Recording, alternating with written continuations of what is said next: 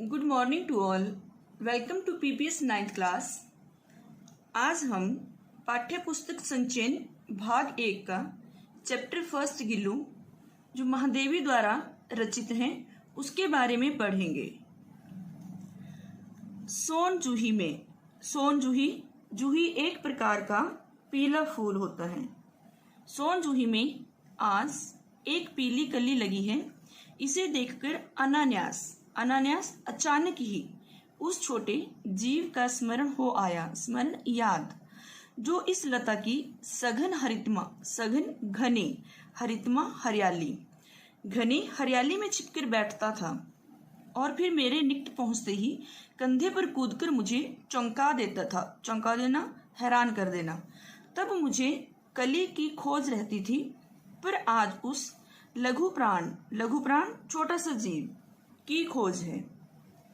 परंतु वह तो अब तक इस सोन जूही की जड़ में मिट्टी होकर मिल गया होगा। कौन जाने स्वर्णिम सोने के रंग की कली के बहाने वही मुझे चौंकाने ऊपर आ गया हो। अचानक एक दिन सवेरे कमरे से बरामदे में आकर मैंने देखा 2 कौवे एक गमले के चारों ओर चोंचों से छुआ-छुआवल होते चुपके से छूकर छुप जाना और फिर छूना जैसा खेल खेल रहे हैं। यह काक भुसुंडी होते हैं कौआ भी विचित्र पक्षी है। एक साथ समादृत आदृत अनादृत अपमानित अति सम्मानित अति अवमानित अनादृत।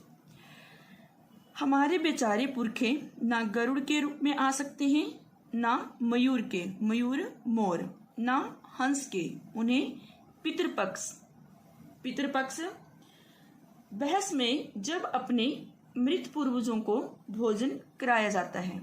पितृपक्ष में हमसे कुछ मांगने के लिए कौवे बनकर ही अवतीर्ण होना पड़ता है। अवतीर्ण प्रकट।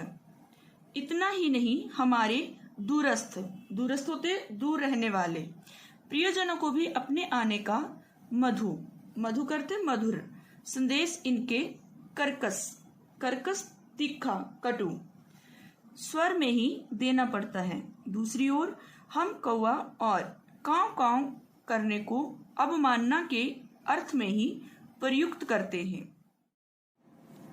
मेरे काक पुराण के विवेचन। काक पुराण कौओं की कथा।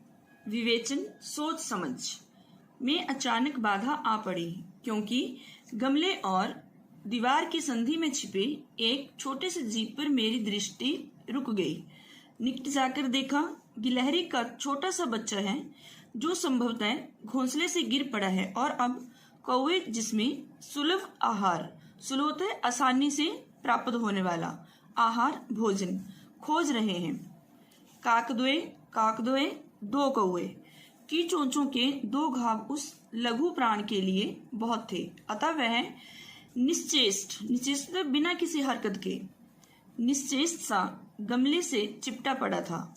सबने कहा, कौवे की चोंच का घाव लगने के बाद यह बच नहीं सकता, अतः इसे ऐसे ही रहने दिया जाए। परंतु मन नहीं माना। उसे हौले से उठाकर अपने कमरे में लाई, फिर रुई से रक्त पोंछकर घावों पर पेंसिलिन का मरहम लगाया। रुई की पतली बत्ती दूध से भिगोकर जैसे जैसे उसके नन्हे से मुंह में लगाई, पर मुंह खुल ना सका और दूध की बूंदें दोनों ओर ढुलक गई। कई घंटे के उपचार के उपरांत उसके मुंह में एक बूंद पानी टपकाया जा सका। तीसरे दिन वह इतना अच्छा और आश्वस्त निश्चिंत हो गया कि मेरी उंगली अपने 2 नन्हे पंजों से पकड़कर नीले कांच के मोतियों जैसी आंखों से इधर उधर देखने लगा।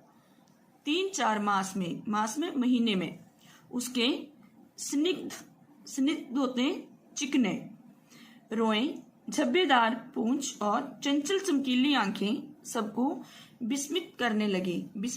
आश्चर्यचकित। हमने उसकी जातिवाचक संज्ञा को व्यक्तिवाचक का रूप दे दिया और इस प्रकार हम उसे गिल्लू कहकर बुलाने लगे। मैंने फूल रखने की एक हल्की डलिया टोकरी में रुई बिछाकर उसे तार से खिड़की पर लटका दिया। वही 2 वर्ष गिल्लू का घर रहा। वह स्वयं ही लाकर अपने घर में झूलता और अपनी कांच की मनकों सी आंखों से कमरे के भीतर और खिड़की के बाहर न जाने क्या देखता समझता रहता था, परंतु उसकी समझदारी और कार्यकलाप गतिविधियां पर सबको आश्चर्य होता था। जब मैं लिखने बैठती तब अपनी ओर मेरा ध्यान आकर्षित करने की उसे इतनी तीव्र इच्छा होती थी कि उसने एक अच्छा उपाय खोज निकाला। वह मेरे पैर तक आकर सर से पर्दे पर चढ़ जाता और फिर उसी तेजी से उतरता। उसका यह दौड़ने का क्रम तब तक चलता जब तक मैं उसे पकड़ने के लिए ना उठती। कभी मैं गिल्लू को पकड़कर एक लंबे लिफाफे में इस प्रकार रख देती कि उसके अगले 2 पंजों और सिर के अतिरिक्त सारा लघुगात छोटा शरीर लिफाफे के भीतर बंद रहता। इस अद्भुत स्थिति में कभी कभी घंटों मेज पर दीवार के सहारे खड़ा रहकर वह अपनी चमकीली आंखों से मेरा कार्यकलाप देखा करता। भूख लगने पर चिक-चिक करके मानो वह मुझे सूचना देता और काजू या बिस्कुट मिल जाने पर उसी स्थिति में लिफाफे से बाहर वाले पंजों से पकड़कर उसे कुतरता। फिर गिल्लू के जीवन का प्रथम बसंत आया। नीम चमेली की गंध मेरे कमरे में हौले हौले आने लगी। बाहर की गिलहरियां खिड़की की जाली के पास आकर चिक चिक करके न जाने क्या कहने लगी। गिल्लू को जाली के पास बैठकर अपनेपन से बाहर झांकते देखकर मुझे लगा कि इसे मुक्त करना आवश्यक है, जरूरी है। मैंने कीले निकालकर जाली का एक कोना खोल दिया और इस मार्ग से गिल्लू ने बाहर जाने पर सचमुच ही मुक्ति की सांस ली। इतने छोटे जीव को घर में पले कुत्ते बिल्लियों से बचाना भी एक समस्या ही थी। आवश्यक कागज पत्रों के कारण मेरे बाहर जाने पर कमरा बंद ही रहता है। मेरे कॉलेज से लौटने पर जैसे ही कमरा खोला गया और मैंने भीतर पैर रखा, वैसे ही गिल्लू अपने जाली के द्वार से भीतर आकर मेरे पैर से सिर और सिर से पैर तक दौड़ लगाने लगा। तब से यह नित्य का क्रम हो गया। नित्य का क्रम, रोज का सिलसिला। मेरे कमरे से बाहर जाने पर गिल्लू भी खिड़की की खुली जाली की राह बाहर चला जाता और दिन भर गिलहरियों के झुंड का नेता बना हर डाल पर उछलता कूदता रहता और ठीक 4 बजे वह खिड़की से भीतर आकर अपने झूले में झूलने लगता। मुझे चौंकाने की इच्छा उसमें न जाने कब और कैसे उत्पन्न हो गई थी। कभी फूलदान के फूलों में छिप जाता, कभी पर्दे की चुन्नट में और कभी सोन जूही की पत्तियों में।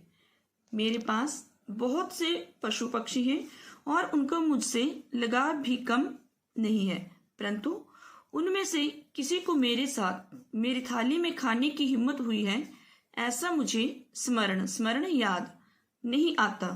गिल्लू इनमें अपवाद था। अपवाद सामान्य नियम को बाधित या मर्यादित करने वाला। मैं जैसे ही खाने के कमरे में पहुंचती, वह खिड़की से निकलकर आंगन की दीवार, बरामदा पार करके मेज पर पहुंच जाता और मेरी थाली में बैठ जाना चाहता। बड़ी कठिनाई से मैंने उसे थाली के पास बैठना सिखाया, जहां बैठकर वह मेरी थाली में से एक एक चावल उठाकर बड़ी सफाई से खाता रहता। काजू उसका प्रिय खाद्य भोजन, और कई दिन काजू न मिलने पर वह अन्य खाने की चीजें या तो लेना बंद कर देता या झूले से नीचे फेंक देता था। उसी बीच मुझे मोटर दुर्घटना में आहत होकर कुछ दिन अस्पताल में रहना पड़ा। उन दिनों जब मेरे कमरे का दरवाजा खोला जाता, गिल्लू अपने झूले से उतरकर दौड़ता और फिर किसी दूसरे को देखकर उसी तेजी से अपने घोंसले में जा बैठता। घोंसला रहने की जगह, नीड़।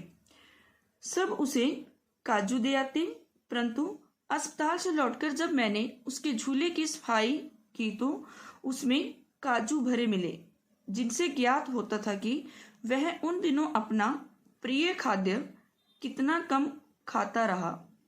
मेरी अस्वस्थता में वह तकिए पर सिरहाने बैठकर अपने नन्हे नन्हे पंजों से मेरे सिर और बालों को इतने हौले हौले सहलाता रहता कि उसका हटना एक परिचारिका सेविका के हटने के समान लगता। गर्मियों में जब मैं दोपहर में काम करती रहती तो गिल्लू ना बाहर जाता ना अपने झूले में बैठता। उसने मेरे निकट रहने के साथ गर्मी से बचने का एक सर्वथा बिल्कुल नया उपाय खोज निकाला था। वह मेरे पास रखी सुराही पर लेट जाता और इस प्रकार समीप नजदीक और ठंडक में भी रहता। गिलहरियों के जीवन की अवधि 2 वर्ष से अधिक नहीं होती, अतः गिल्लू की जीवन यात्रा का अंत आ ही गया। दिन भर उसने ना कुछ खाया ना बाहर गया। रात में अंत की यातना कष्ट पीड़ा में भी वह अपने झूले से उतरकर मेरे बिस्तर पर आया और ठंडे पंजों से मेरी वही उंगली पकड़कर हाथ से चिपक गया जिसे उसने अपने बचपन की मरणासन जिसकी मृत्यु नजदीक हो स्थिति में पकड़ा था।